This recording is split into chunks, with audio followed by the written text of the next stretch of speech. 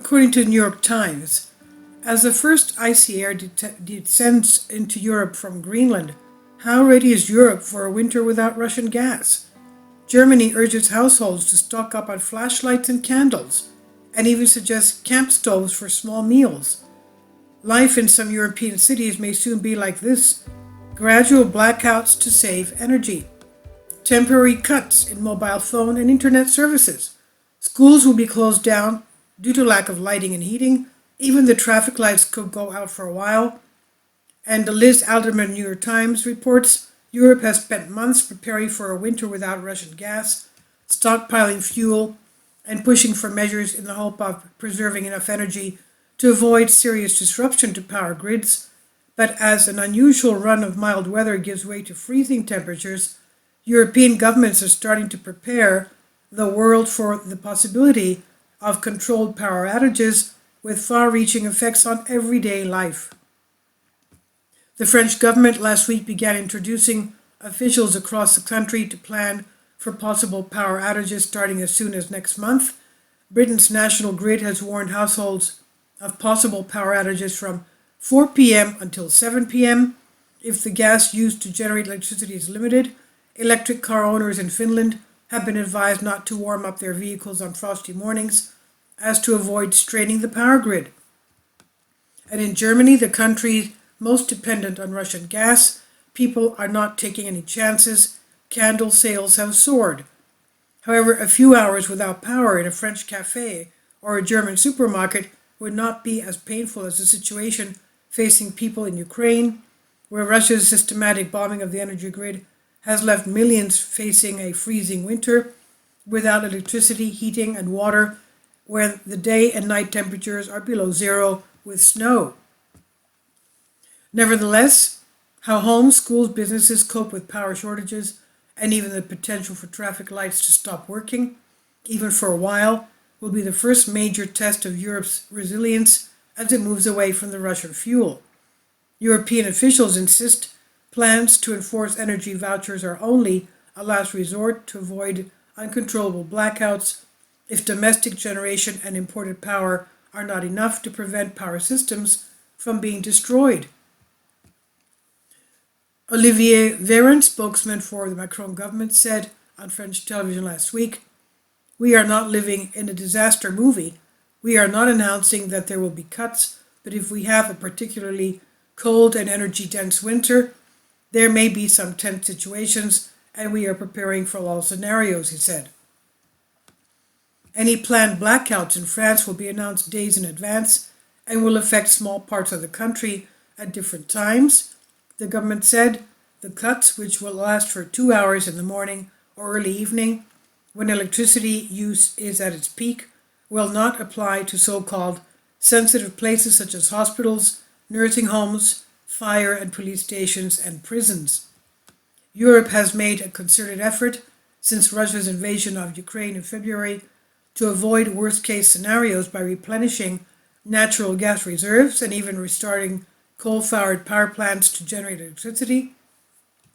A near-total embargo on Russian oil begins today, one of several sanctions the bloc has imposed to cut the Kremlin's revenue from fossil fuel sales and limit its ability to wage war in Ukraine. Well, that's not doing Russia any damage. Russia is just selling her energy to India and China.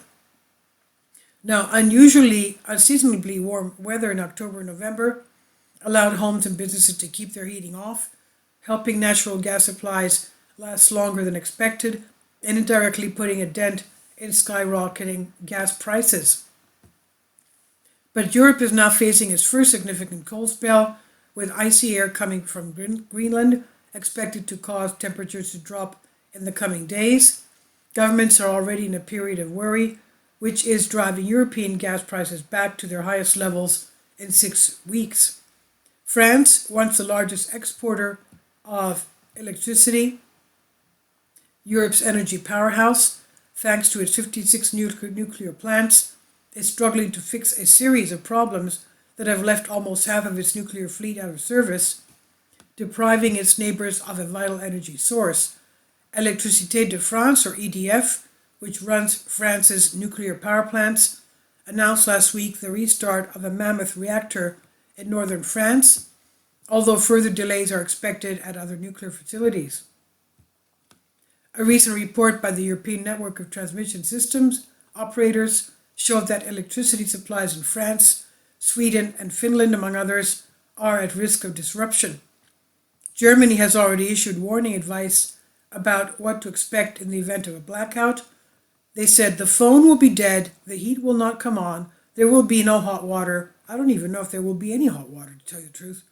The computer will be off, the coffee maker will remain off, there will be no light. The Civil Protection Disaster Relief Office said on its website, "You will soon notice how dependent you are on electricity." The agency added, a message translated into English, Turkish, and Ukrainian. Now, the service in Germany is urging households to stock up on flashlights and candles, and is even suggesting camp stoves for cooking small meals. Warm clothes can be used as a substitute for heating for a while, the agency said, but advises households to consider installing alternative heating sources. As in France, German officials insist an energy crisis for now is unlikely, but cannot be completely ruled out. The finance ministry acknowledged authorities are taking no chances, with Chancellor Olaf Scholz's government taking the politically decisive decision to scrap plans to shut down the country's last 3 nuclear reactors this month and switch on coal-fired power plants in hopes of offsetting the loss of Russian natural gas. In Switzerland, which has depended for years on French nuclear power for its winters, citizens were told to prepare for shutdowns that could last up to several hours. The Federal Electric Commission urged people to have enough firewood, flashlights, and batteries. Even electric cars are not immune. Finland's electricity grid operator, Fingrid, warned that electricity production has come under pressure due to European sanctions on Russia and the delayed opening of Finland's Olkiluoto 3 nuclear reactor built by France's EDF. In a country where almost a third of all vehicles are electric, Fingrid is urging owners to give up the luxury of turning on their connected car's radiator to melt the ice off the windows in the morning when power demand is at its peak. This ice can be scraped off using grease, the company said. President Emmanuel Macron's government in France has set up a national alarm system to announce any rolling blackouts well in advance. 3 days before the power goes out anywhere, officials will make a public announcement and alert people on their cell phones through an app called EcoWatt, which officials have urged people to download. The government will confirm power outage at 5 p.m. the previous day. The outage would not last more than 2 hours between 8 a.m. and 1 p.m. or 6 to 8 p.m. While emergency locations will continue to receive power, many other places will not. Schools won't be spared. Students will be instructed to stay home in the mornings due to lack of heat and light from planned power outages and return to school in the afternoon. The internet won't work either, making distance learning difficult. Even trains could come to a standstill for a few hours in the affected areas because the power required to operate the signals will be interrupted. The government said it would warn drivers to limit their journeys as much as possible because traffic lights will be inoperative. Cell phone towers will also stop working in areas where power is out. Crystal Heidemann, CEO of Orange, France's leading telecommunications company, warned last week that emergency phone calls may not be possible if mobile networks are out of power. The government said people could still call +112, the pan-European number for emergencies. If that works, what can I tell you? Nothing works without electricity. I mean, we're not Amish. We don't live in the Amish communities that don't have electricity. I guess they're the only ones that are happy about this. This is translated from a Greek article. Please leave your comments. Thank you for your support. Kindly support my Patreon account.